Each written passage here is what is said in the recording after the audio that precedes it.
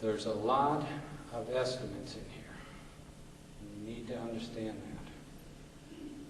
There's a lot of estimates here, and I'm going to get to those in just a moment.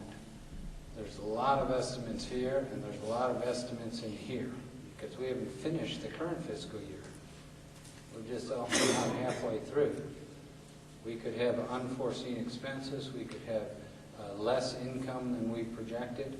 There's a lot of things that can go wrong. But at this point, with no new services proposed, none, trying the best, in fact, there's going to be reductions in services. We've tried to minimize those, but there will be reductions in services. That we can feel that we can continue to provide the best level of services available in the community. Next.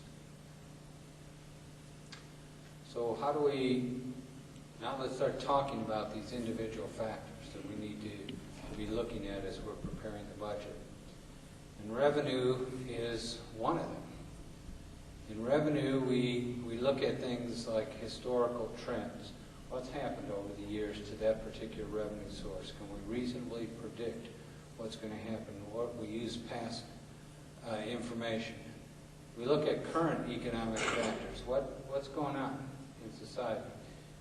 What's going on in our city? Are we getting a new store or something closed? Is there something that's going to have a significant impact on our future revenue stream? Major developments, changes.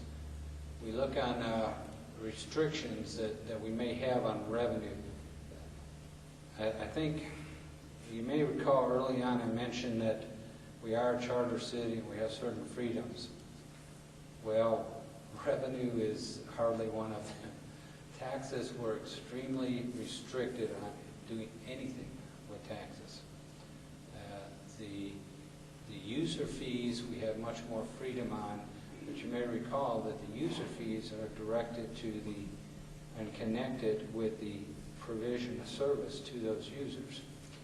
So user fees don't help us in the general fund much. We have some user fees in there, minor ones. Well, not too minor, there's a pretty big one. Next. The biggest source of tax money that the city of Alamogordo has is the gross receipts tax. And most of you would think of this as a sales tax. You buy something in the store, they tack on a sales tax on it.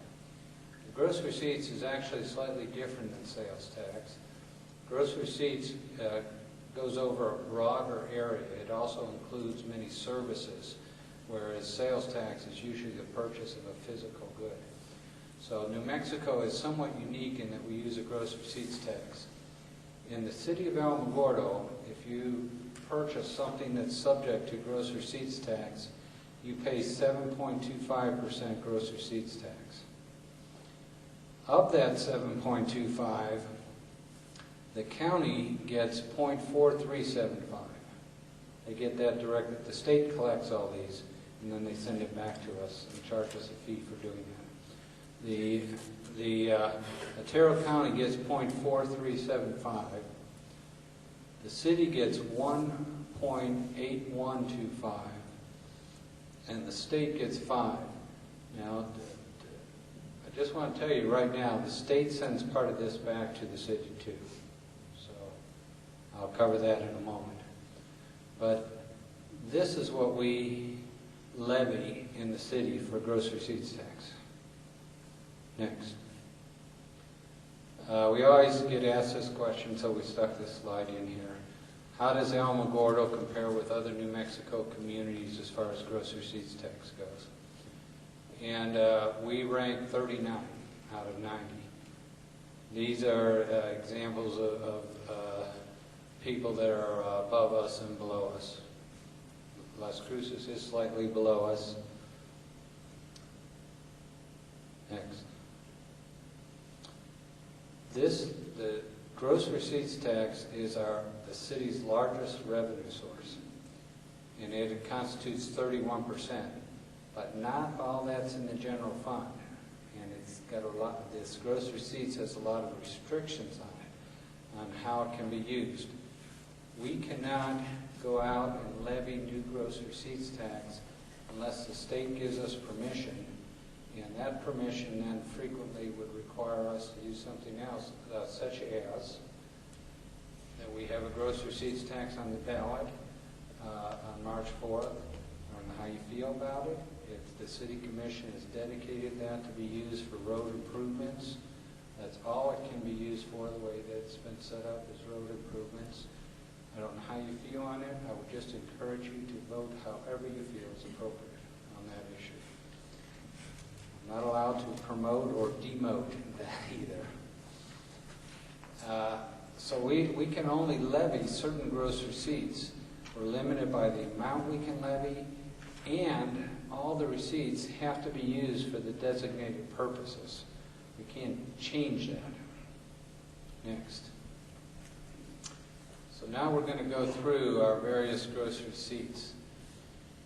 In the general fund, this is the city, part of the city levied 1.8. We have 0.5% that goes into the general fund, and that generates approximately $3.2 million out of the $15 million. And remember I told you the state sends part of their 5% back to us? That also goes into the general fund, and that generates about 7.8. So I don't know if you recall, but it was about $15 million in the general fund in total in revenue. Here you've got 11 million of it in those two categories, neither one of which we have any control on. Next. Another gross receipts tax that's made up of the city part is 0.25% that goes to streets and drainage for their day-to-day operations, and that's also being used to pay for the city's share of the flood control project that we're building in conjunction with the U.S. Corps of Engineers. We have an economic development tax of 1/8%, and that generates about $800,000.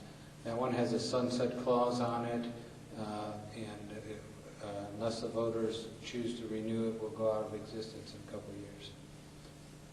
We have an environmental gross receipts, and this, the title tells you a little bit about how it's restricted. We can't, there's restrictions on how we can use it. We can't use that, for example, to pay for police cars.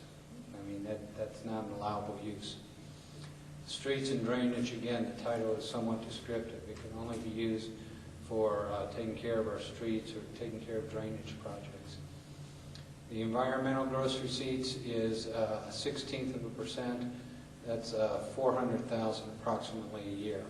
And that has to be used for, what we use it for is to guarantee our share of the regional landfill. When all these entities came together, we needed money to get started, so they floated the bond. And each of the entities that were members had a guarantee that they would pay back because of the balanced budget. This is how we guaranteed that. I'm proud to be able to tell you that we have never had a tap out. The Solid Waste District has been financially sound since it started and continues financially sound. This money eventually returns to us. We've been using it for helping run the convenience center on Lavelle Road, to pay for the costs there, and to pay for some water and sewer